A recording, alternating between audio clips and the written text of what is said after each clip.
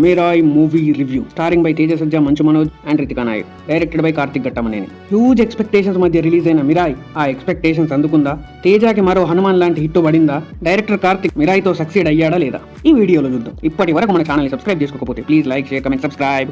Mirai ఇక plot ఏంటంటే, Veda branded ప్రోడక్ట్లకు first copy తయారు చేసి హైదరాబాద్ లో అమ్ముతా ఉంటాడు. మహాబిర్లామ అశోకుడు తయారు చేసిన 9 గ్రంథాలను సొంతం చేసుకుని ఈ లోకాన్నే శాసించాలని ప్రయత్నిస్తా ఉంటాడు. ఈ 2 స్టోరీస్ ఎలా కలిసినాయి, దాని తర్వాత ఏమైంది, మీరు సినిమాలో చూస్తారు. Coming to the positives, director Karthik Ghattamaneni cinematographer fantastic. అసలు ఒక విజువల్ వండర్ ని మన కళ్ళ ముందు పెట్టిర్రు.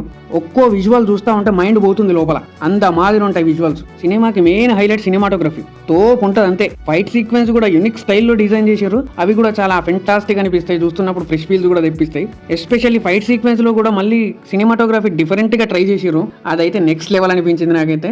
తోపు ఉంటాయి సీన్స్ మొత్తం. అవి CGI కూడా ఒక రేంజ్ లో ఉంది. ఎస్పెషల్లీ ప్రీ ఇంటర్వెల్ లో వచ్చే ఈగల్ సీక్వెన్స్ ఏదో ఉందో నెక్స్ట్ లెవెల్ ఉంటుంది భయ్యా. అసలు తోపు తుర్రు అనొచ్చు.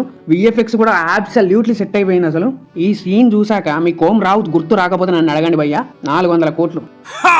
Sorry for the diversion. ఇక పోతే సినిమాలో BGM ఉంది భయ్యో, ఇప్పటికీ నా మైండ్లో అదే తిరుగుతుంది. ఇక పోతే స్టోరీ లైన్ కూడా బాగానే ఉంది. టెక్నికల్లీ క్వాలిటీ పరంగా సినిమా అయితే తోపు ఉంటుంది. ఒక new kind of world create చేసి మన ముందు పెట్టిర్రు. ప్రతి క్రాఫ్ట్, ప్రతి ఒక్కరు వర్త్ వాచ్ అనేలా ఉంటాయి విజువల్స్ మాత్రం. ఒక మాటలో చెప్పాలంటే తెలుగు సినిమాని హాలీవుడ్ స్టాండర్డ్స్ లో తీసి మనం ముందు పెట్టిర్రు. Now coming to the negatives, cinema technically quality పరంగా అంత టాప్ లెవెల్లో ఉన్న సినిమా మధ్య పోర్షన్ లో అక్కడక్కడ తడబడినట్టు అనిపిస్తుంది మనకు. కొంచెం స్టార్టింగ్ ట్రబుల్ కూడా ఉంటుంది. మెయిన్ స్టోరీ ట్రాక్ కాకుండా ఒక సెపరేట్ ట్రాక్ నడుస్తుంది. అది సినిమాకి అనవసరం అనిపిస్తుంది. సినిమాలో చాలా సీన్స్ ట్రిమ్ చేయొచ్చు. సినిమాలో బ్యాక్గ్రౌండ్ సాంగ్స్ తప్ప సాంగ్స్ ఏముండవు. వైబుందులే సాంగ్ కూడా లేపు దుబ్బారు. మూవీ స్టార్టింగ్ లో మెయిన్ ప్లాట్ లోకి వెళ్ళడానికి అక్కడక్కడ కొంచెం సాగదీసిన ఫీలింగ్ అయితే వస్తుంది మనకైతే. ఇంటర్వెల్ వరకు మనకు అదో మాదిరిగానే ఉంటుంది, కానీ విజువల్స్ ఎక్కడ డిసప్పాయింట్ చేయ మనల్ని. ఇంటర్వెల్ నుంచి సెకండ్ హాఫ్ కి షిఫ్ట్ అయినాక ఇలాగే ఉంటే మాత్రం సినిమా దుబ్బుద్ది అనుకునేటప్పుడే సెకండ్ హాఫ్ లో ప్రతి 10 minutes కు ఒక హై ఇస్తూ ఒక మంచి నోట్ తో ఎండ్ చేస్తాడు. ఈ చిన్న చిన్న నెగిటివ్స్ పక్కన పెడితే సినిమా అయితే టాప్ నాచ్ ఉంటుంది.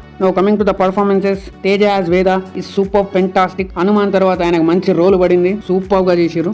మంచు మనోజ్ యాజ్ మహాబిర్లామ తోపు తురుమ్ యాక్టింగ్ చేసిరు. అసలు నేను స్టార్టింగ్ నుంచి చెప్తూనే ఉన్నా, ఈ సినిమాలో మోస్ట్ హైప్డ్ పర్సన్ అంటే ఈయనే ఉంటాడని. నెక్స్ట్ లెవెల్ చింపి దుబ్బిర్రు. అసలు ఆ డైలాగ్ డెలివరీ ఉంటది తురుమ్ అంతే. ఇక రితికా నాయక్ యాజ్ గుడ్. ఇక రిమైనింగ్ యాక్టర్స్ కూడా వాళ్ళ క్యారెక్టర్స్ లో బాగానే చేసిర్రు. Coming to the director Karthik Ghattamaneni, ఇక ఆయన కెరియర్ లో ఒకటి ఫిక్స్ అయిపోవచ్చు. Mirai before, Mirai after. సినిమాకు ప్రాణం పెట్టేశాడు భయ్యా డైరెక్టర్, అట్నే అనిపించింది నాకైతే. ఎస్పెషల్లీ సినిమాటోగ్రఫీ మాత్రం తోపు ఉంది. ఒక సినిమాటోగ్రాఫర్ డైరెక్టర్ గా మారితే ఈ రేంజ్ లో ఉంటుంది సినిమాటోగ్రఫీ క్వాలిటీ అనేది మనకు లైవ్ లో చూపించిండు. అక్కడక్కడ సినిమాలో తడబడ్డా, మిగిలిన చోట్ల బాగుండడంతో అది పెద్ద మనకు ఫరక్ పడదు. మొత్తానికి ఈగల్ తర్వాత కార్తిక్ మిరాయ్ తో హిట్ కొట్టేసిండు. ఈ వీక్ ఫ్యామిలీతో ఒక మంచి సినిమా చూడాలనుకుంటే వెళ్ళి మిరాయ్